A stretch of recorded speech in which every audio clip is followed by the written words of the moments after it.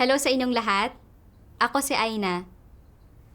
Habang tumatanda ang isang tao, normal lang na magkaroon ng mga problema sa kalusugan tulad ng pagkawala ng memorya, panlalabo ng paningin, at panghihina ng katawan. Ang bida sa ating kwento ngayon ay 72 taong gulang. Bukod sa pagkawala ng memorya, mayroon din siyang mga tumor sa matris at bato at atrophic erosive gastritis. Dahil sa mga chronic na sakit na ito, naging matamlay siya at mahina at nahihirapan sa pagkilos. Dahil sa kanyang kalusugan, isinaayos ng iglesia na gawin niya ang tungkulin ng pagpapatuloy sa bahay. Nang makita niyang paunti na ng paunti ang mga tungkuling kaya niyang gawin, nagsimula siyang makaramdam na wala siyang silbi. Napuno siya ng kalungkutan at pag-aalala tungkol sa kanyang kinabukasan at hantungan. Natatakot na wala na siyang pag-asang maligtas. Sa pamamagitan ng pagbabasa ng mga salita ng Diyos, nalampasan niya ang anino ng katandaan. Paano niya ito dinanas? At paano siya nagkamit ng pagkaunawa? Babasahin ko ang kanyang patotoo. Noong 2003, tinanggap ko ang gawain ng Diyos sa mga huling araw. At hindi nagtagal, ginampanan ko ang tungkulin ng isang lider. Noong panahong iyon, kalalampas ko lang ng 50 anyos at wala naman akong sakit. Sa araw, dumadalo ako sa mga pagtitipon at nangangaral ng ebanghelyo. At gaano man ako kagabi umuwi, sinasangkapan ko ang sarili ko ng mga salita ng Diyos na batay sa mga kalagayan ng mga kapatid. Bagamat medyo abala at nakakapagod, sa isipin pa lang na nagagawa ko ang aking tungkulin at maliligtas ako ng Diyos sa hinaharap, ay nagbibigay sa akin ng walang katapusang lakas. Makalipas ang mahigit ng kaunti sa 10 taon, nagsimulang humina ang kalusugan ko. Una, nagkaproblema ang apdo ko at kinailangang operahan para tanggalin ito. Pagkatapos ay nawala sa pwesto ang aking lumbar spine at kinailangan ng operasyon para ayusin ito.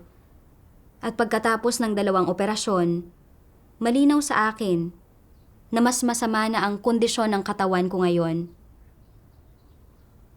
Dinapuan din ako ng mga chronic disease tulad ng uterine fibroids at atrophic erosive gastritis.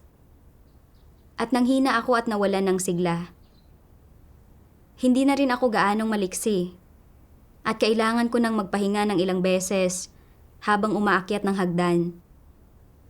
Humina na rin ang memorya ko at minsan, kapag gusto kong magbasa tungkol sa isang partikular na aspekto ng mga salita ng Diyos, sa sandaling subukan kong hanapin ito, hindi ko na maalala kung ano ang gusto kong basahin. Isinaayos ng iglesia na pamunuan ko ang isang pagtitipon ng grupo ayon sa pisikal kong kondisyon. At kapag may anumang kalagayan ang mga kapatid, tinutulungan ko silang lutasin ang mga iyon. At minsan, kapag kulang sa mga tahanang matutuluyan ang iglesia, ako ang responsable sa pag-host. Bagamat hindi na kasing inam tulad ng dati ang kalusugan ko, kaya ko pa rin gumawa ng ilang tungkulin at masigla pa rin ang pakiramdam ko. Minsan, pagkatapos ng isang pagtitipon, habang pauwi ako, umatake ang dati kong mga problema sa tiyan at bituka at sunod-sunod ang pananakit ng tiyan ko. Pinilit kong manatiling tuwid at makauwi. At pagkatapos lang humiga ng sandali, ay saka medyo gumaan na ang pakiramdam ko. Nang makitang mahina ang kalusugan ko, hiniling sa akin ng leader na paminsan-minsan ay mag-host ng mga kapatid para sa mga pagtitipon sa bahay. Nang marinig ko ang ganitong pagsasaayos, naisip ko, ito na iyon. Ngayon, sa bahay na lang ako pwedeng mag-host. Habang tumatanda ako, lalo lang lalala ang kalusugan ko. Kapag dumating ang araw na hindi ko na magawa kahit ang tungkulin ng pagpapatuloy sa bahay, hindi na ako makakagawa ng anumang tungkulin. Anong pag-asa pa ang matitira sa akin para maligtas? Dahil sa mga iniisip na ito, nawala ang lahat ng lakas ko at talagang nasiraan ako ng loob. At naisip ko, tumatanda na ako. Humihina na ang memorya ko. Hindi ko na nga maalala ang mga salita ng Diyos. At nalilimutan ko na ang kababasa ko pa lang. Paano ko mauunawaan ang katotohanan? Kahit gaano pa kasigasig maghangad ang mga taong tulad ko, hindi nila kayang makausad. Siguro, susubukan ko na lang na iraos ang bawat araw. Minsan, kapag nagluluto ako ng pagkain, sobrang sumasakit ang likod ko na hindi ako makatayo. At kailangan ko pang maupo sa isang bangkito sa malapit para magpahinga. Lalo na noong umatake ang cramps sa tiyan ko. Sobrang tindi ng sakit na hindi ko na alam kung mabubuhay pa ba ako o mamamatay na. Nag-alala ako na baka isang araw ay bigla na lang akong bumagsak at hindi na makadalo pa sa mga pagtitipon. Kapag nakikita ko ang mga kabataan na may magandang kalusugan, kayang tumakbo at tumalon, naiinggit ako.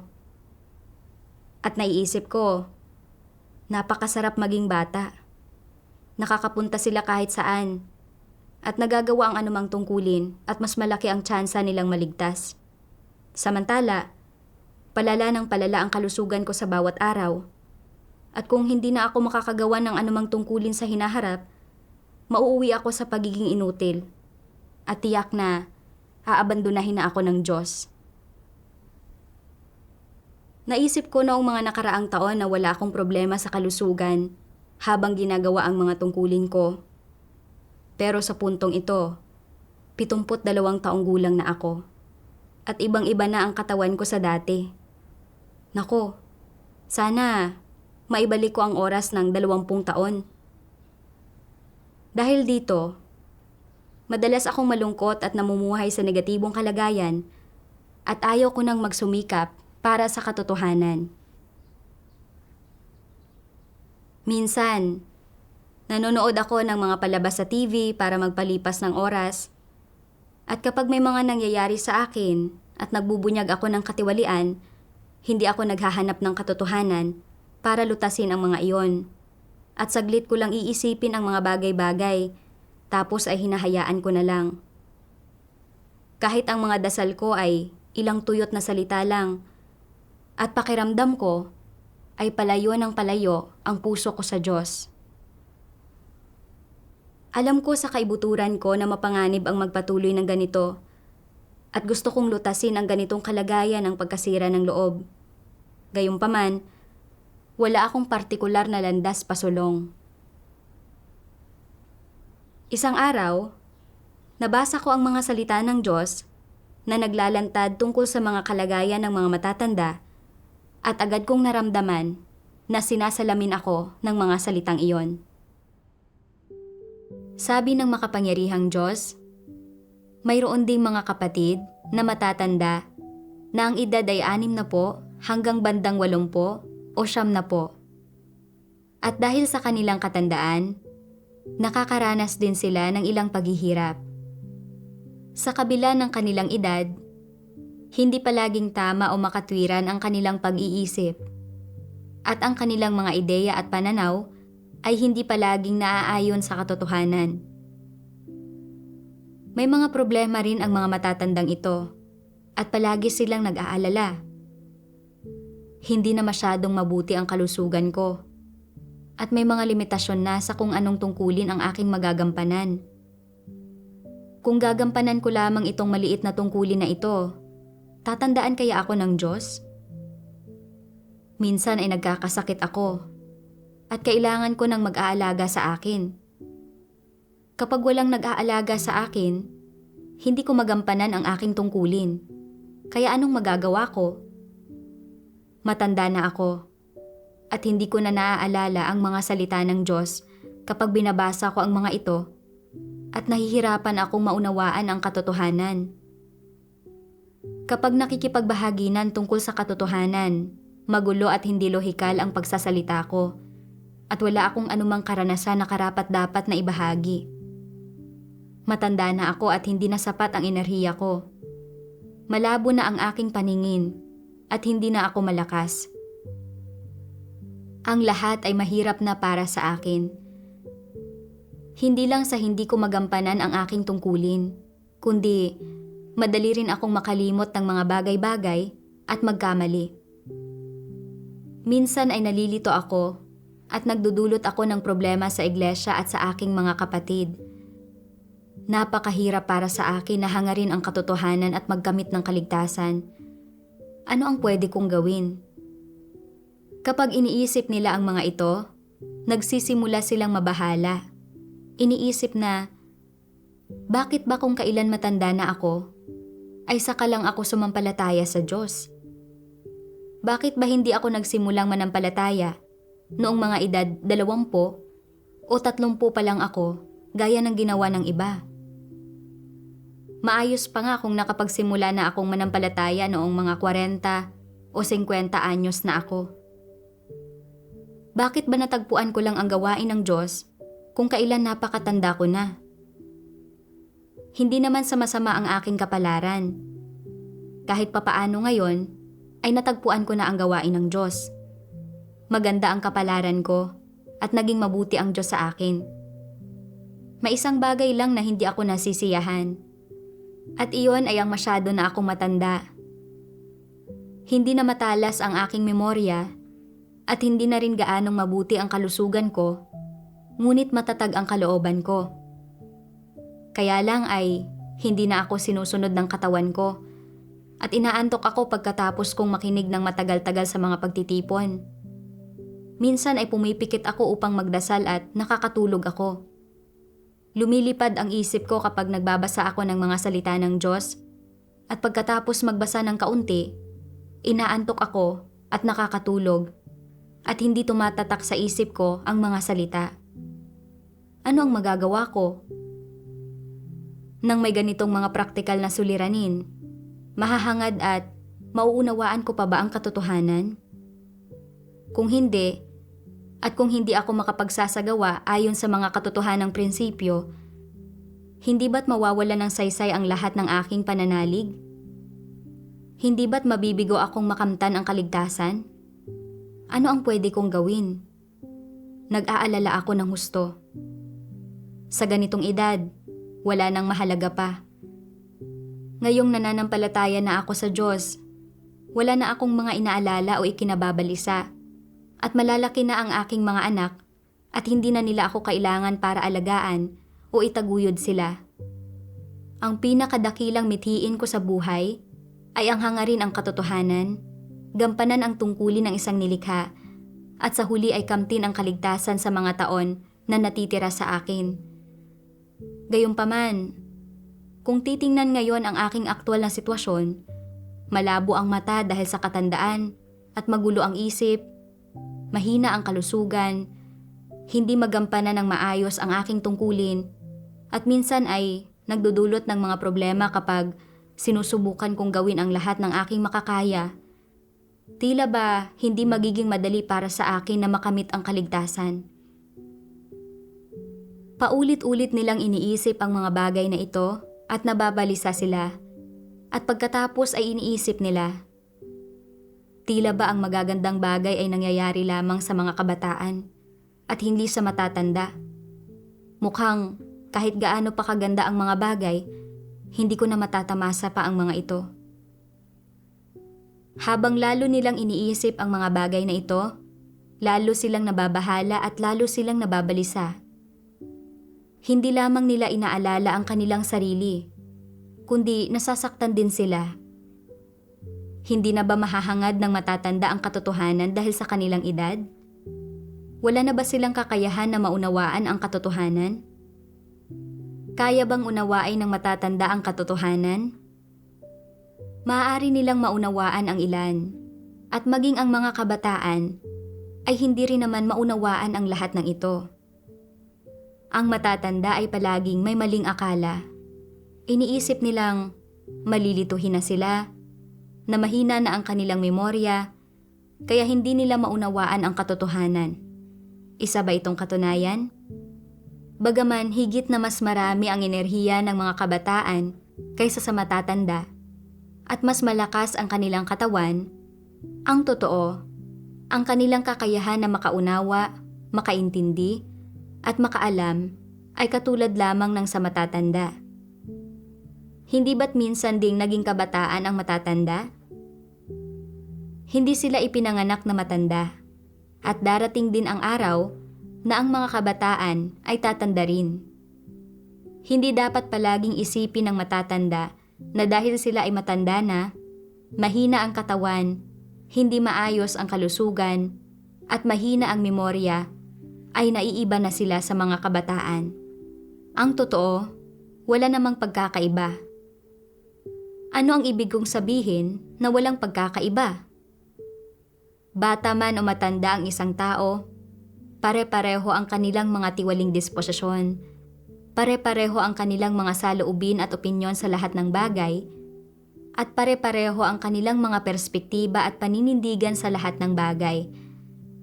Kaya hindi dapat isipin ng matatanda na dahil matanda na sila, mas kaunti ang kanilang maluluhong pagnanais kaysa sa mga kabataan at mas tahimik ang buhay nila. Wala na silang mga pagnanais o di makatotohanang mga ambisyon at mas kaunti na ang kanilang mga tiwaling disposisyon. Ito ay isang maling paniniwala.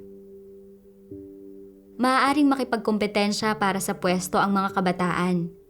Kaya hindi ba't maaari din itong gawin ng matatanda?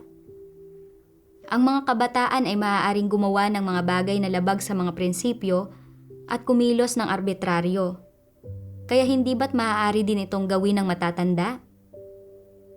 Maaaring maging mayabang ang mga kabataan, kaya hindi ba't maaari ding maging mayabang ang matatanda? Sadya lamang na kapag mayabang ang matatanda, dahil sa kanilang edad, ay hindi sila ganoon kaagresibo at hindi masyadong halata ang kanilang pagiging mayabang. Mas malinaw ang pagpapamalas ng mga kabataan ng kayabangan dahil sa kanilang maliliksing katawan at isipan, samantalang mas hindi halata ang mga pagpapamalas ng kayabangan ng mga nakatatanda dahil sa kanilang naninigas na kasukasuan at mabagal na isipan. Subalit iisa ang diwa ng kanilang kayabangan at iisa ang kanilang mga tiwaling disposisyon. Kaya hindi totoo na wala nang magagawa ang matatanda o hindi na nila kayang gampanan ang kanilang mga tungkulin at lalong hindi totoo na hindi nila kayang hangarin ang katotohanan.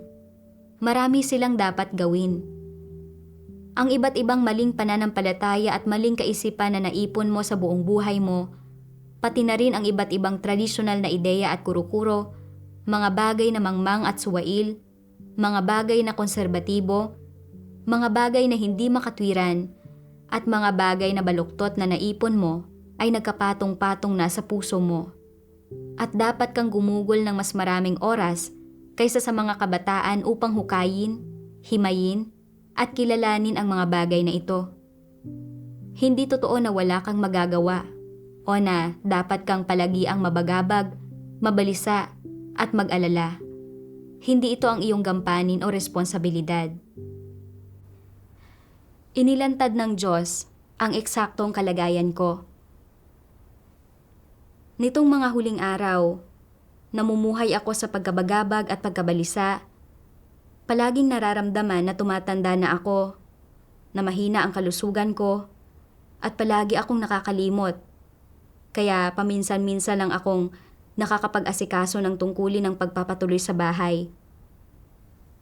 Nag-alala ako na habang lalo akong tumatanda at tumihina ang kalusugan ko, hindi ko na magagawa ang mga tungkulin ko at sa gayon ay hindi ako maliligtas.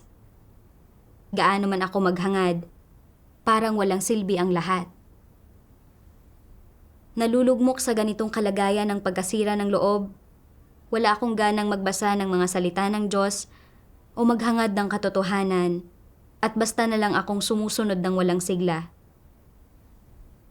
Ngayon ko lang napagtanto na mga nakalilin lang na pananaw ko pala ang mga ito. Sa katotohanan, Bagamat ang mga matatanda ay maaaring pisikal na mas mahina, mas kaunti ang lakas at mas mabagal ang reaksyon kaysa sa mga kabataan, ang kanilang abilidad na umarok sa katotohanan at ang kanilang mga tiwaling disposisyon ay pareho lang sa mga kabataan. Basta't hinahangad nila ang katotohanan at nilulutas ang kanilang mga tiwaling disposisyon, maliligtas din sila. Dahil sa katandaan, mas matindi ang impluwensya ng lipunan. Mas mabigat at mas mahirap alisin ang mga satanikong lason sa loob kaysa sa mga kabataan. At ang iba't ibang tradisyonal na kuro-kuro at mga tiwaling disposisyon ay nangangailangan ng mas maraming oras para unawain at himayin. Halimbawa, kapag nakikita kong nagbubunyag ng katiwalian ang ilang kapatid, minamaliit ko sila. At sa puso ko, hinuhusgahan at minamaliit ko sila. Isa itong mapagmataas na disposisyon. Hindi ba ito isang bagay na dapat kong pagnilayan at maunawaan? Pero hindi ko naunawaan ang mga layunin ng Diyos. Nalugmok ako sa kalagayan ng pagkabagabag at pagkabalisa, at matamlay ako sa paghahangad ko sa katotohanan. Hindi ba't nagkakamali ako ng pagkaunawa sa Diyos dito? Ngayon, napagtanto ko, na bata man o matanda ang isang tao, hanggat uhaw sila at hinahangad ang katotohanan, bibigyang liwanag sila at gagabayan ng Diyos. Dinidiligan at tinutustusan tayo ng Diyos ng katotohanan, anuman ang edad. At ang mahalaga ay kung naghahanap ba tayo at handa ba tayong pagsikapan ang pagsasagawa ng mga salita ng Diyos. Partikular na tinukoy ng Diyos ang mga kalagayan ng mga matatanda sa mga salitang ito. Umaasang mabibitawan ng matatanda ang kanilang mga pagkabagabag at pagkabalisa, makapagtutuon sa paghahanap ng katotohanan, at hindi mamuhay sa kanilang mga kuro-kuro at imahinasyon at sukuan ang kanilang sarili. Pero palagi kong ginagamit ang katandaan at mahinang memorya ko bilang mga palusot para hindi hangarin ang katotohanan at para magpasasa ako. At kung magpapatuloy ako ng ganito, ako ang siyang talo. Matapos kong maunawaan ang mga layunin ng Diyos, saka lang ako nagising. At napagtanto ko na kung magpapatuloy ako sa ganitong naguguluhang kalagayan, nakagapos sa mga nakalilinlang at sukdulang mga kuro-kuro ko, sa huli ay mabibigo akong makamit ang katotohanan at wala nang matitira sa akin kundi pagkawasak. Nagpasalamat ako sa Diyos para sa kanyang mga salitang nakagagaan ng loob at nakapagpapalakas ng loob sa aming matatanda at sa pagtuturo sa amin ng landas ng paghahangad sa katotohanan. Ito ang pagmamahal ng Diyos para sa amin. Hindi pwedeng mawala ang determinasyon kong hangarin ang katotohanan. Kailangan kong itrato ng tama ang sarili ko, matuto ng mga aral sa mga sitwasyong isinaayos ng Diyos para sa akin, magtuon sa paghahanap ng katotohanan at pagkilala sa aking sarili, at makamit ang disposisyonal na pagbabago. Iyon ang dapat kong gawin. Nang mapagtanto ko ito, nagsimula akong mag-isip-isip. Bakit dati, kapag ginagawa ko ang mga tungkulin ko, walang katapusan ang lakas ko araw-araw? Pero ngayong matanda na ako at pahina na ng pahina ang katawan ko sa bawat araw, puno ng pagiging negatibo at pagkabagabag ang puso ko at ayaw ko nang magsumikap ang umangat. Ano ang kumukontrol sa akin? Sa aking paghahanap, nabasa ko ang mga salita ng Diyos. Nananampalataya ang mga tao sa Diyos upang pagpalain, magantimpalaan, at makoronahan. Hindi ba't umiiral ito sa puso ng lahat? Isang katunayan na umiiral nga ito. Bagamat hindi ito madalas tinatalakay ng mga tao, at pinagtatakpan pa nga ang kanilang motibo at ninanais na magtamo ng mga pagpapala, ang paghahangad at motibong ito sa kaibuturan ng puso ng mga tao ay palaging hindi matitinag.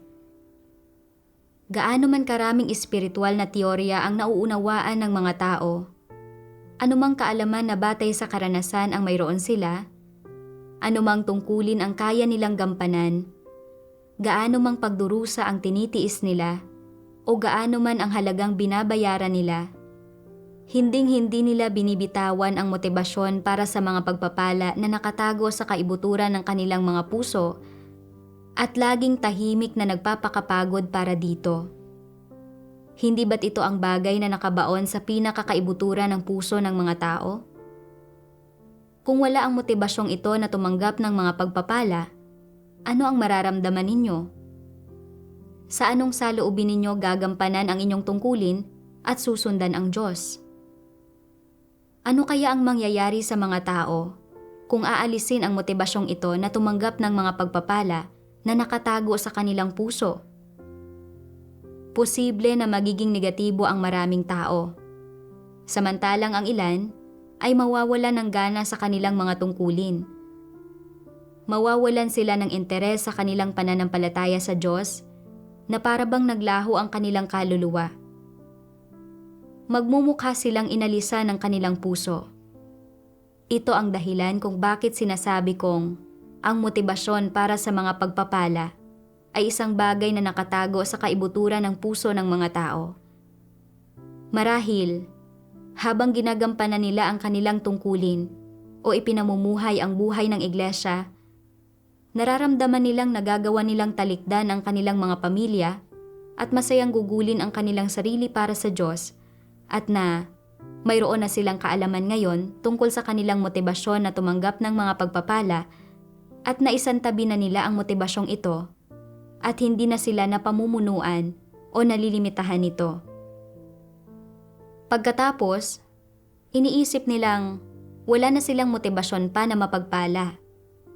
Pero kabaligtaran ang pinaniniwalaan ng Diyos. Mababaw lang kung tingnan ng mga tao ang mga bagay-bagay. Kung walang mga pagsubok, maganda ang pakiramdam nila sa kanilang sarili.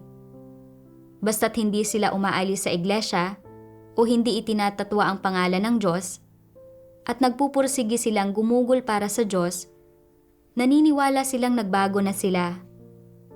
Pakiramdam nila ay hindi na personal na kasiglahan o pabugso-bugsong damdamin ang nagtutulak sa kanila sa pagganap ng kanilang tungkulin.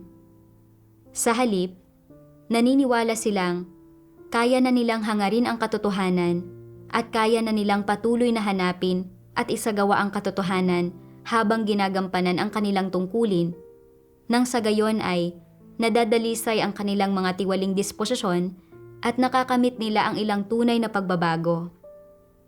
Gayunpaman, kapag may mga nangyayari na tuwirang may kinalaman sa hantungan at kalalabasan ng mga tao, paano sila umaasal?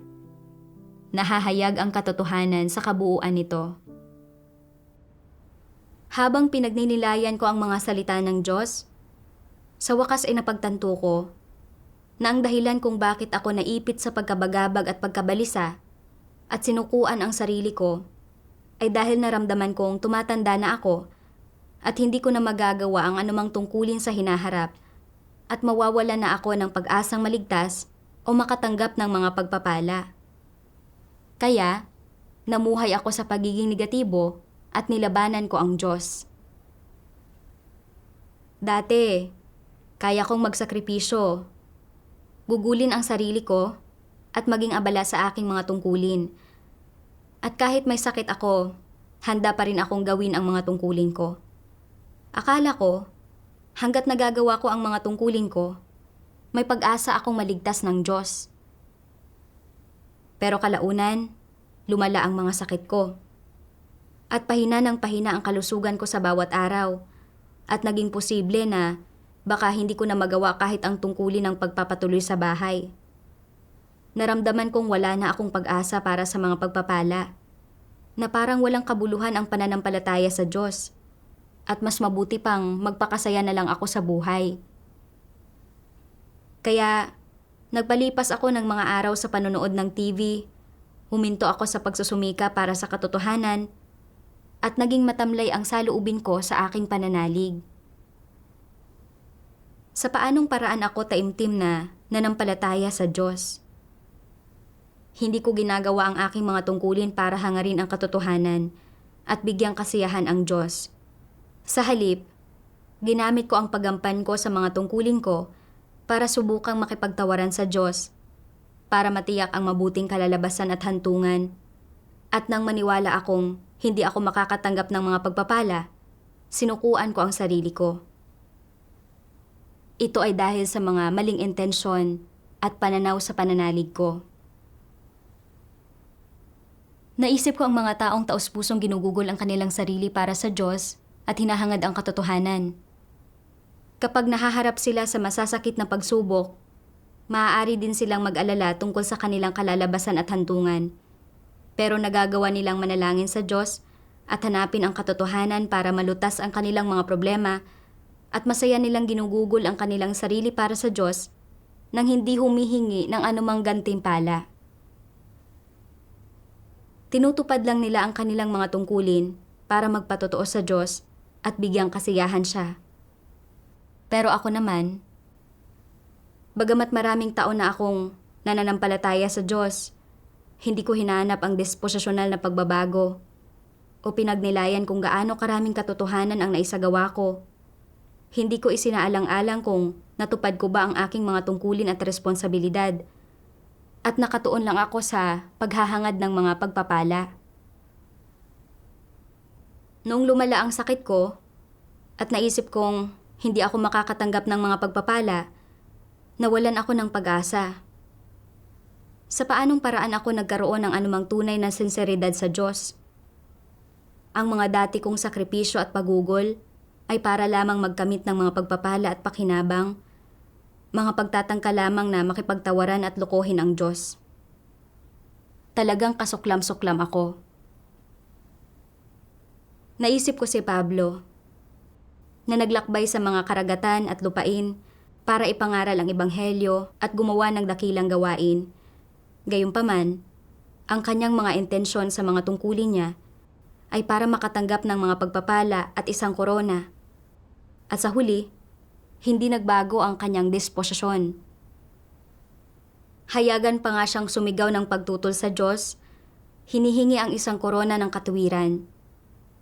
Sinalungat niya ang disposisyon ng Diyos at itiniwalag siya at pinarusahan ng Diyos. Sa pagtingin ko sa sarili ko ayon dito, nakita kong ang layunin ko sa aking mga tungkulin ay para magkaroon ng mabuting kalalabasan at hantungan at na mali ang mga intensyon ko sa aking mga tungkulin. Gaano man karaming tungkulin ang nagawa ko, ang katotohanang nananatiling hindi nagbabago ang tiwaling disposisyon ko ay magiging dahilan pa rin para kamuhian ako ng Diyos. Naisip ko kung paanong napakaraming sinabi ng Diyos para iligtas tayo mula sa pinsala ni Satanas. Nagsasalita ng may labis na pagtitiyaga at pagiging taimtim. Lahat sa pag-asang tatahakin natin ang landas ng paghahangad sa katotohanan. Pero wala akong katapatan sa Diyos kahit kaunti.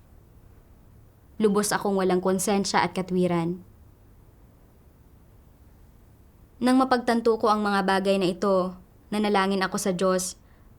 O Diyos ko, mahigit 20 taon na akong nananampalataya sa iyo, pero hindi ako taos-pusong gumugol ng sarili para sa iyo.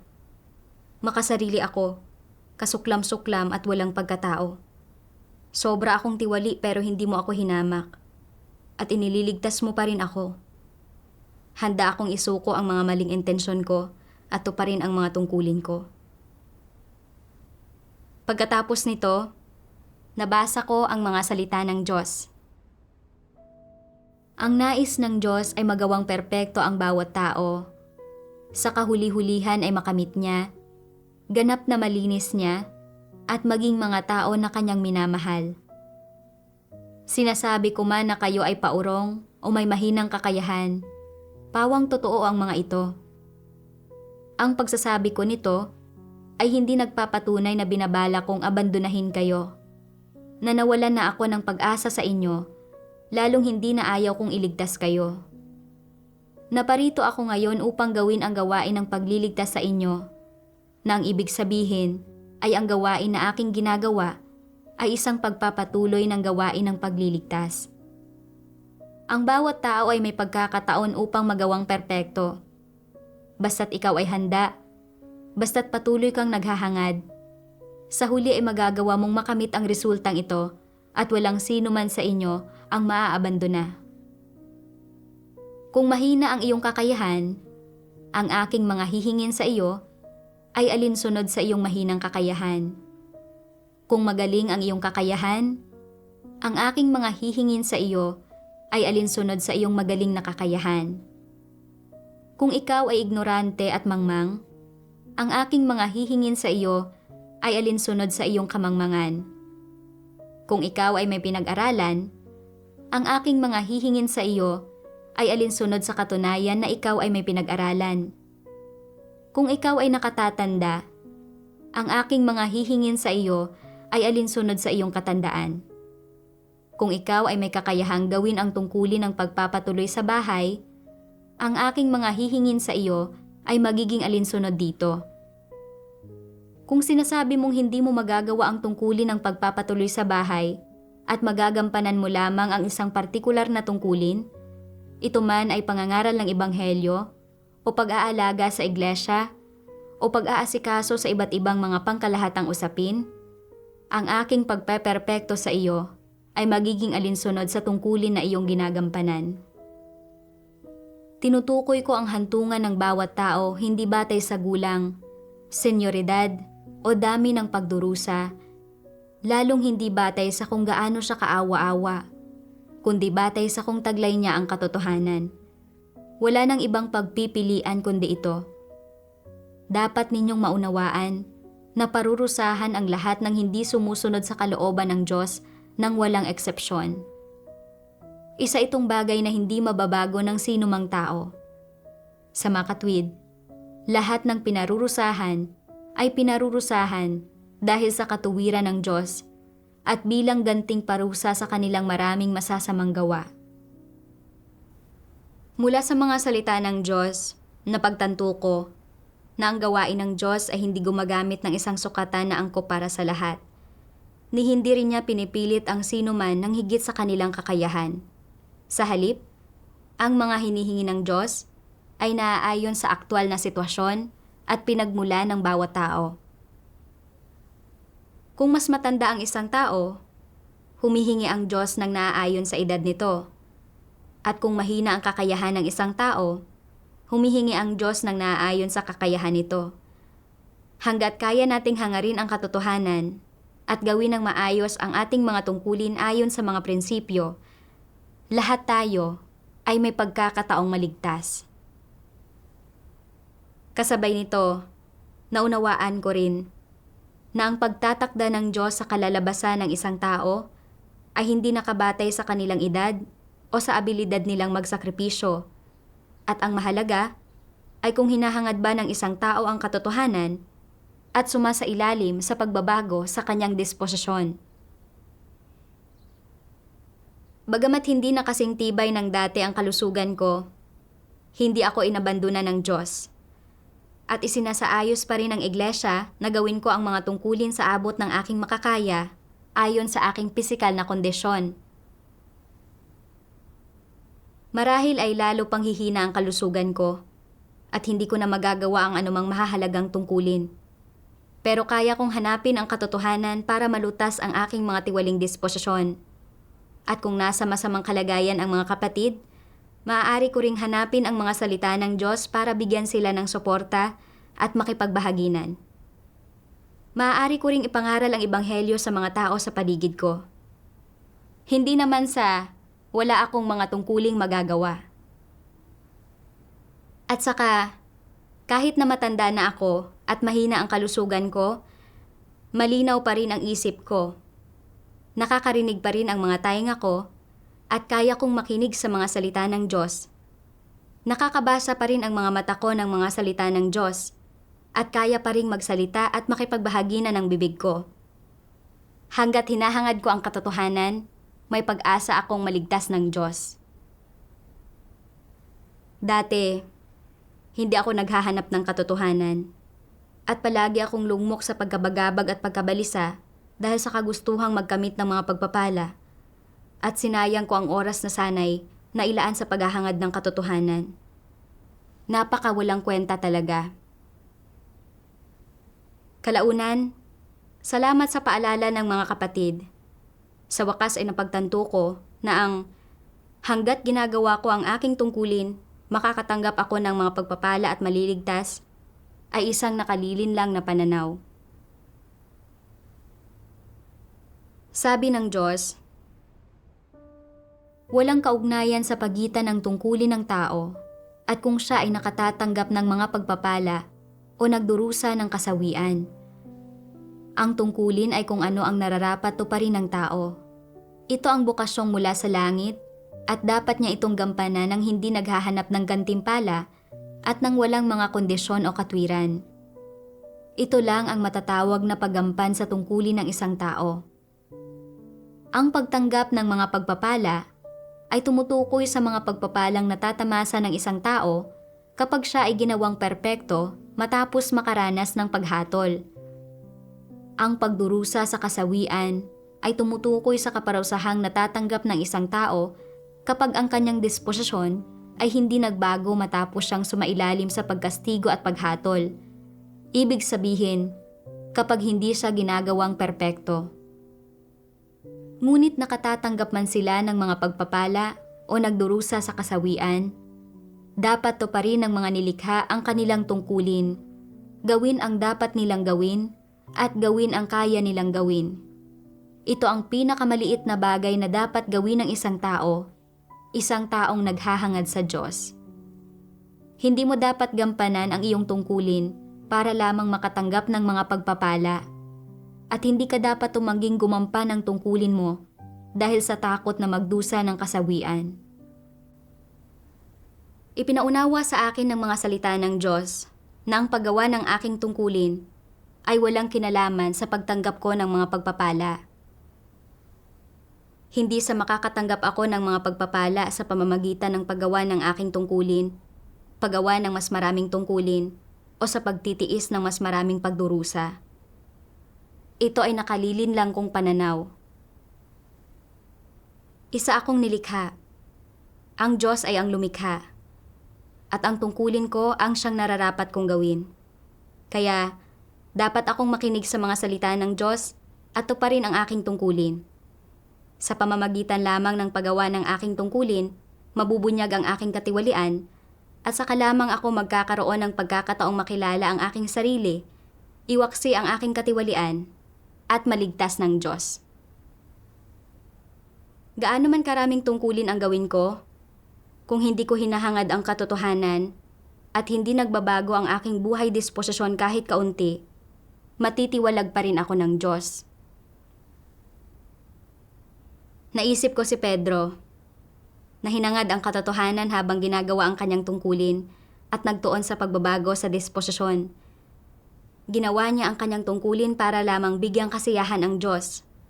Wala siyang mga karumihan o personal na intensyon at hindi siya nakikipagtawaran sa Diyos. At paano man siya isailalim ng Diyos sa mga pagsubok o pinuhin, nagpasakop siya hanggang kamatayan. Dahil tinahak niya ang landas ng paghahangad sa katotohanan, sa huli ay natamo niya ang pagsang-ayon ng Diyos. Kinailangan kong tularan ang halimbawa ni Pedro at hangarin ang disposisyonal na pagbabago. Ngayon, dahil kaya kong mag-host ng mga pagtitipon, gagawin ko ito sa abot ng aking makakaya. Kung isang araw ay magkasakit ako ng malubha at hindi na makadalo sa mga pagtitipon o magawa ang aking mga tungkulin, magpapasako pa rin ako sa kataas-taasang kapangyarihan at mga pagsasaayos ng Diyos at hindi magrereklamo o sisisihin ang Diyos. Sa pagbabalik tanaw, nakita kong nagawa kong tanggapin ang gawain ng Diyos sa mga huling araw, maunawaan ang napakaraming katotohanan at hiwaga, tamasahin ang napakaraming pagtutustos ng salita ng Diyos at tanggapin ang paghatol at pagkastigo ng Diyos para makilala ang aking tiwaling disposisyon. Ipinakita sa akin ng mga bagay na ito na ang Diyos ang umakay sa akin ng hakbang-hakbang hanggang sa narating ko ang kinalalagyan ko at na natanggap ko ang napakaraming pagmamahal at biyaya ng Diyos. Sa pagkakaunawang ito, hindi ko na nararamdamang napipigilan o nagagapos ako ng negatibo kong kalagayan. Sa pamamagitan ng karanasang ito, napagtanto kong matuwid ang Diyos. At hindi mahalaga kung bata man o matanda ang isang tao. Pantay-pantay silang pinagkakalooban ng biyaya ng Diyos. At basta't hinahangad natin ang katotohanan, matatanggap natin ang pagliligtas ng Diyos. Dati, palagi kong nararamdaman na dahil sa aking edad at maraming karamdaman, hindi ako tatanggapin ng Diyos kung hindi ko magagawa ang aking mga tungkulin. Pero mga kuro-kuro at imahinasyon ko lang pala ang mga ito. At hindi ayon sa mga layunin ng Diyos. Mula ngayon, anuman ang kalagayan ng aking kalusugan, magtutuon ako sa paghahangad sa katotohanan. Masunuring magpapasakop sa mga pamamatnugot at pagsasaayos ng Diyos at gagawin ang aking mga tungkulin sa abot ng aking makakaya para suklian ang pagmamahal ng Diyos. Salamat sa pakikinig. Magkita-kita tayo sa susunod.